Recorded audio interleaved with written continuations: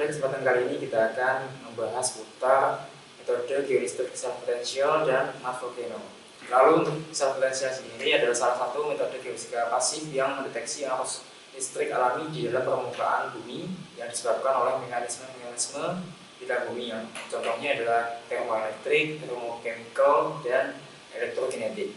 Lalu untuk praktikum kali ini kita akan mempraktekkan secara langsung metode SP ini di lapangan, tepatnya di kawasan Mat Volcano Gunung Anyar, Surabaya. Dengan objektif kali ini adalah untuk mendeteksi persebaran Mat Volcano di permukaan, khususnya di wilayah penelitian kami. Lalu dalam beberapa menit ke depan kita akan mempelajari secara lengkap mulai dari persiapan hingga interpretasi.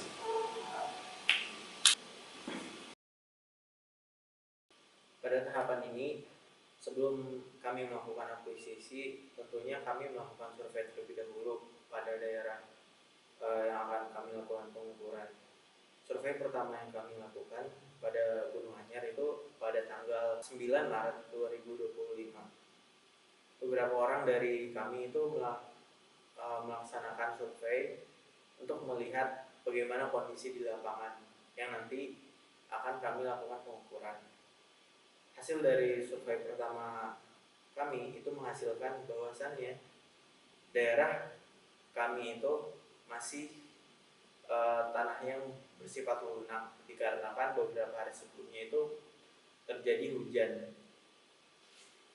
Kemudian di daerah kawah volcanonya itu sangat lembek dan tidak memungkinkan untuk melakukan akuisisi.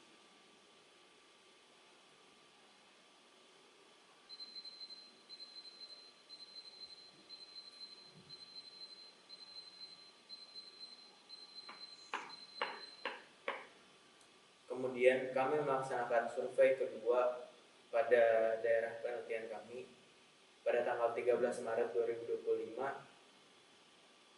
Karena bulan Maret merupakan musim penghujan, hasilnya tidak beda jauh dari beberapa hari sebelumnya. Tanah yang masih lembek dan tidak memungkinkan untuk melakukan akuisisi. Namun dikarenakan timeline pengukuran yang sudah semakin mepet, kami memaksakan untuk melakukan akuisisi. Namun dengan catatan, pada daerah kawah kami tidak melakukan pengukuran. Jadi stop site untuk pengukurannya akan kami hapus pada bagian kawah dan hanya akan kami lakukan pengukuran pada daerah yang memungkinkan.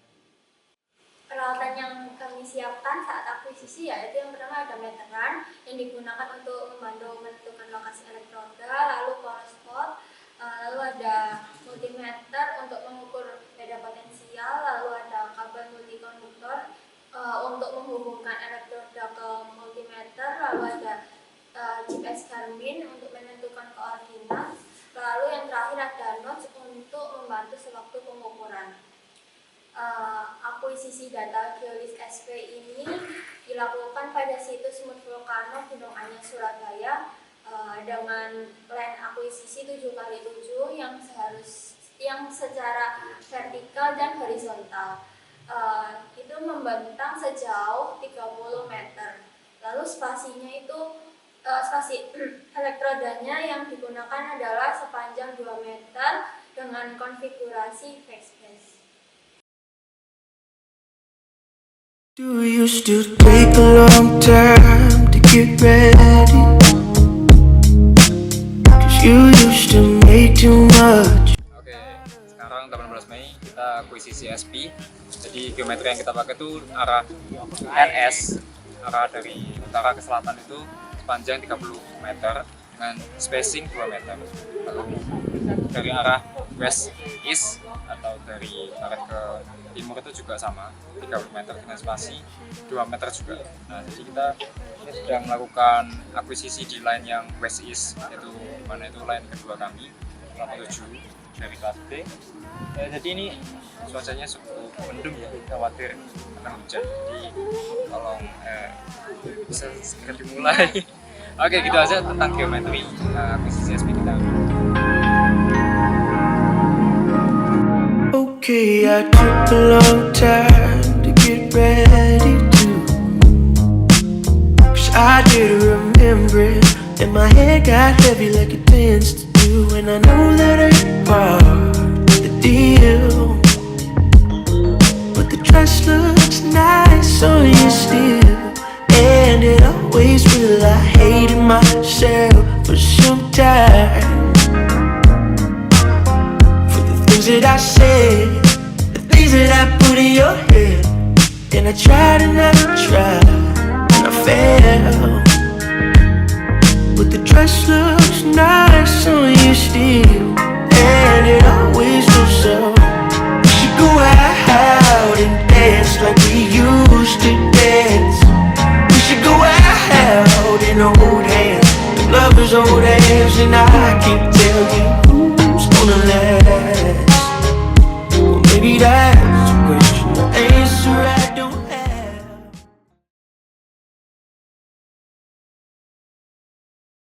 Oke, baik. Sekarang melanjutkan ke tahap pemrosesan data atau pengolahan data. Nah, sebelum menghasilkan output berupa SP Map, nah, yang langkah pertama yang perlu dilakukan yaitu melakukan analisis filtering data pada data SP itu menggunakan di sini saya menggunakan filtering IMD atau IIMD yang mana kedua ini sendiri itu dilakukan untuk karena data SP itu kan bersifat non-linear ya atau non-stasioner dan juga sering terkontaminasi oleh noise dari lingkungan dan juga medan listrik alami atau instrumen pada saat akuisisi kemarin. Nah, jadi EMD itu digunakan untuk memisahkan sinyal SP yang relevan dari gangguan noise dan juga dibutuhkan metode komposisi yang adaptif. Jadi kami menggunakan EMD dan juga IEMD untuk melakukan filtering pada data SP yang telah kami peroleh. Jadi seperti yang teman saya sebutkan bahwasanya pada kondisi lapangan saat akuisisi kemarin itu telah terjadi hujan beberapa hari yang mana itu menyebabkan lapangannya tergenang oleh air yang mana di situ juga rentan terjadinya noise pada data yang kami peroleh. Untuk itu dilakukan filtering terlebih dahulu menggunakan IMD dan juga IMD seperti itu. Nah, jadi langsung saja yang pertama untuk bahasa pemrogramannya saya menggunakan saya menggunakan MATLAB dan juga hasil ininya saya dapat dari referensi melalui GitHub untuk IMD dan juga IEMD-nya seperti itu. Jadi untuk tahap pertama mengenai IMD sendiri eh, input pemrogramannya atau installation dulu IMD-nya seperti itu. Kemudian lanjut ke IEMD-nya juga dilakukan pemanggilan atau installation-nya, pemrogramannya. Setelah itu baru di run IMD-nya. Jadi di sini eh, untuk yang pertama itu pada datanya sendiri, karena pada proses akuisisi pada Gunung Anyar itu terdapat 7 kelompok, yang mana dalam 7 kelompok itu sendiri ada 2 line, yaitu line vertikal dan juga line horizontal. Nah, untuk itu jadi total keseluruhan itu ada 14 data.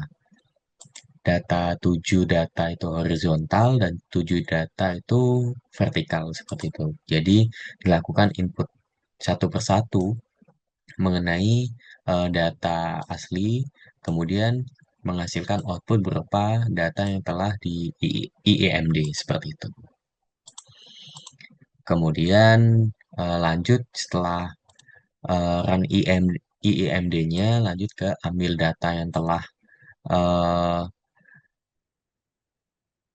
dilakukan IEMD seperti itu. Lalu ini contoh saya menggunakan contoh data vertikal pada kelompok pertama, kemudian dilakukan rekonstruksi sinyal dari EMF 2, 3, dan 4, baris 2 sampai dan 4 pada data, kemudian di sini rekonstruksinya saya menggunakan rumus berikut, yaitu transpose menjadi kolom 14 kali 1. Kemudian gabungkan menjadi matriks 4 kali 2 atau 2 kolom, kemudian simpan dalam Excel. Jadi simpannya itu berbentuk rekonstruksi sinyal seperti berikut. Kemudian setelah ini baca hasil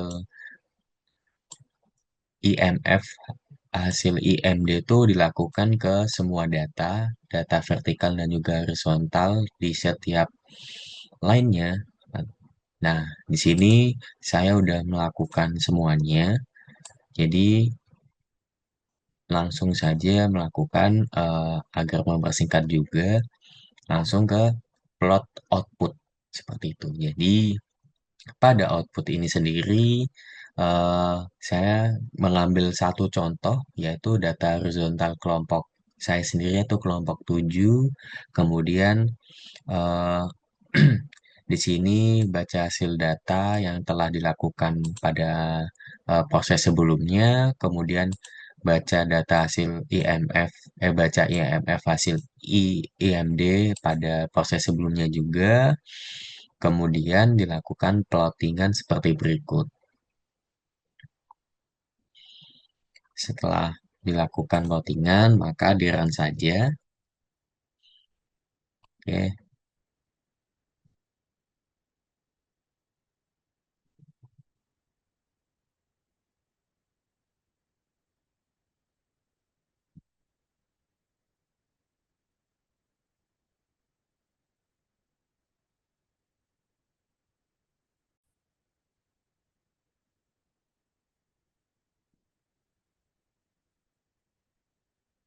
Oh, oke, lanjut. Jadi setelah dilakukan eh, pemanggilan data, maka dilanjutkan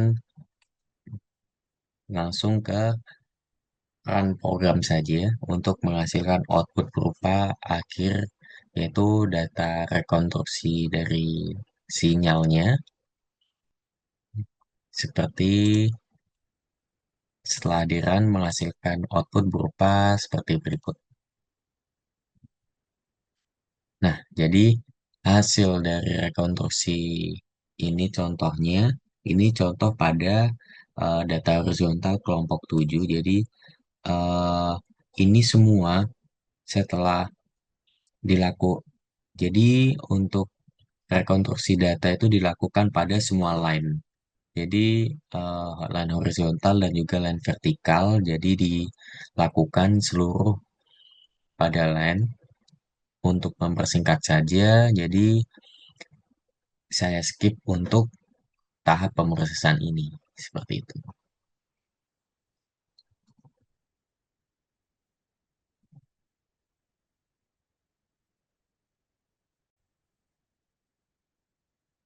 Oke, baik. Setelah dilakukannya pemrograman mengenai filtering dari seluruh data, jadi dilakukan pemelotingan melalui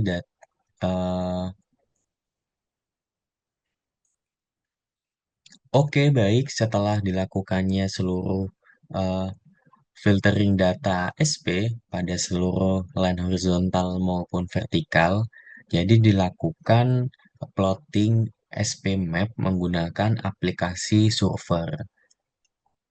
Nah, untuk stepnya seperti berikut.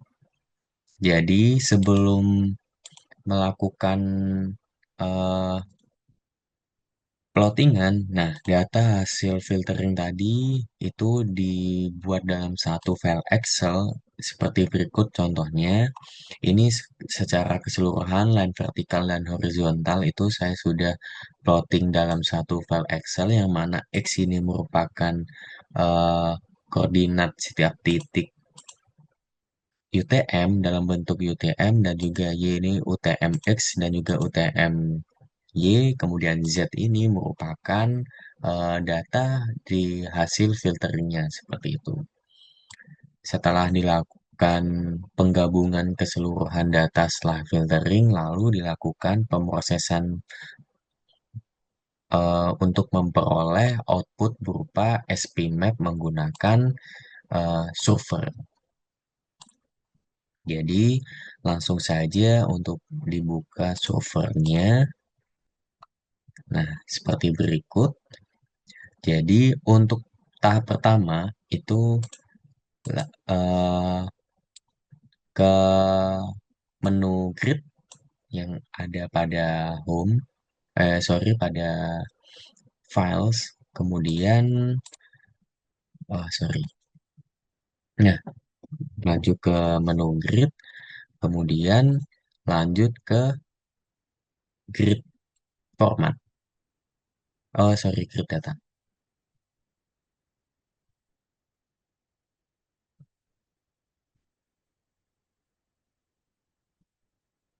Oke, setelah dilakukan pemrosesan terkait filtering dari data SP yang udah dilakukan filtering.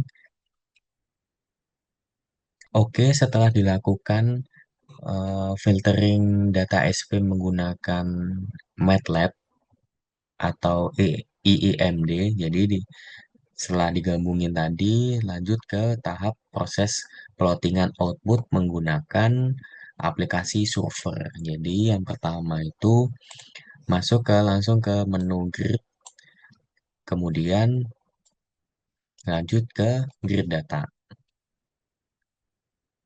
Ke grid data untuk menginput semua file atau data-data yang telah diperoleh melalui pemrosesingan dalam IMD tadi. Oke, setelah itu eh, lanjut ke input datanya. Kita browse karena saya pada data SP filtering tadi, kemudian sesuaikan kolom A itu untuk UTM-X, kolom Y itu untuk UTM-Y, dan juga Z itu untuk data SP-nya. Oh ya, jangan lupa dalam grading metodenya di sini menggunakan grading ya untuk melakukan pemelotingan peta nanti. Seperti itu. Oke, langsung ke next. Next saja. Next, langsung ke skip to end aja. Kemudian di sini grid reportnya disentang aja dan juga add grid layer to new map pastinya. Kemudian new layer itu dalam bentuk kontur seperti itu. Untuk yang atas ini dibiarkan saja default. Kemudian lanjut ke finish. Nah, tunggu hingga grid data reportnya sampai selesai. Oke, langsung di oke aja, ini di minimize. Nah, langsung dapat terlihat bahwasanya plottingannya udah muncul. Nah, pada saat ini kan masih belum terlihat nih bagaimana polanya dan sebagainya. Nah, dilakukan pengeditan dalam untuk menambah variasi warna. Nah, di situ kita atur file konturnya, tuh fill colornya menggunakan rainbow 3 aja.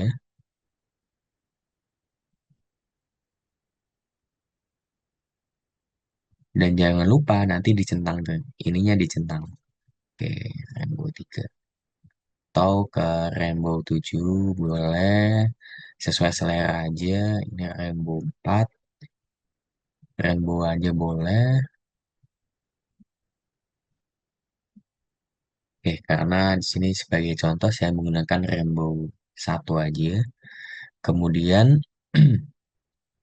ini telah jadi hasil SP map-nya seperti berikut. Jadi dapat terlihat bahwasanya di sini terdapat oh, karena tidak ada label ya. Jadi ditambah dulu labelnya.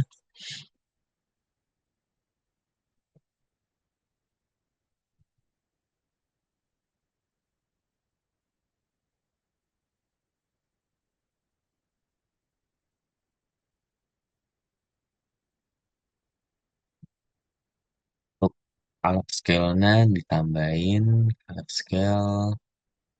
Nah, seperti berikut. Jadi nanti langsung saja untuk hasil output akhirnya berupa SP map-nya. dapat terlihat bahwasanya seperti berikut. Jadi ini SP value-nya. Jadi dapat terlihat bahwasanya terdapat anomali SP rendah di bagian berikut, kemudian pada area mode vulkanonya juga terdapat anomali SP rendah. Nah, dikarenakan pada area berikut itu tidak diakuisisi, yang mana dikarenakan kondisi lapangan pada saat itu sangat tergenang oleh air, yang jadi hasil interpolasinya itu tidak maksimal pada area berikut. Jadi dapat dikatakan bahwasannya hasil interpolasi di sini tuh tidak akurat. Nah, seperti itu.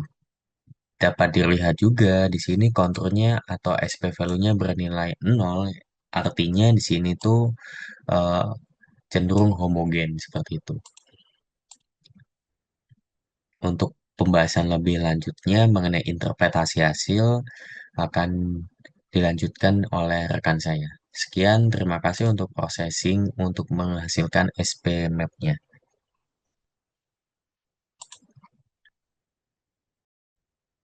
Oke, Assalamualaikum warahmatullahi wabarakatuh. Pada saat ini kita dapat melihat peta kontur nilai self potensial atau SP pada kawasan Mat Volcano Gunung Anyar. Secara umum, peta ini menunjukkan variasi nilai SP yang diberikan dalam gradasi warna dengan skala yang berada di bagian kanan, yang bagian ini. Nilai SP berkisar dari -20 hingga yang paling tinggi ada di angka 32, dan warna biru hingga ungu menunjukkan nilai SP rendah, dan warna merah menunjukkan nilai SP yang paling tinggi. Hasil pemetaan ini terlihat adanya anomali SP rendah bagian tengah hingga ke timur laut di area survei. Anomali ini mengindikasikan adanya mat volcano atau aliran lumpur vulkanik di bawah permukaan. Namun demikian, persebaran anomali tidak terlihat secara menyeluruh atau konsisten. Hal ini disebabkan oleh keterbatasan area akuisisi yang telah diambil oleh kelompok sebelumnya. Bisa dilihat pada daerah yang biru daerah yang hijau. Di sini ada hasil interpolasi yang sangat amat kuat. Jadi di sini tidak ada titik pengambilan, tapi lebih ke proses interpolasi datanya. Hal ini disebabkan oleh kondisi lapangan yang ada atau masalah kendala yang ada di lapangan. Yang pertama ada kondisi lapangan yang tergenang air akibat curah hujan yang tinggi dalam beberapa hari sebelum dilakukannya akuisisi SP ini. Kemudian area akuisisi tersebut menjadi berlumpur, becek, dan vegetasi juga lumayan tinggi, seperti ada semak-semak dan ada juga tumbuhan kaktus yang mempersulit jalannya akuisisi. Itu bisa dilihat di sini bahwa dominan hasil interpretasi terbaik bisa dilihat di bagian bawah sini yang saya garisi dengan mouse saya ini. Bisa dilihat di situ bahwa ada indikasinya nilai SP yang bervariatif atau nilai yang fluktuatif. Ada yang rendah, tinggi, bahkan ada yang di angka medium. Hal ini disebabkan oleh posisi keberadaan mat volcano yang ada di Gunung Anyar itu sendiri. Tuh. Dan ini adalah hasil overlay peta. Seperti yang sudah dijelaskan sebelumnya, bahwa titik akuisisi yang paling banyak dilakukan berada di bawah di bawah daerah yang vegetasinya nggak terlalu besar jika di compare dengan daerah yang atas di sini banyak vegetasi seperti kaktus, dan yang menyebabkan kami tidak bisa melakukan akuisisi secara menyeluruh. Baik, terima kasih. Assalamualaikum warahmatullahi wabarakatuh.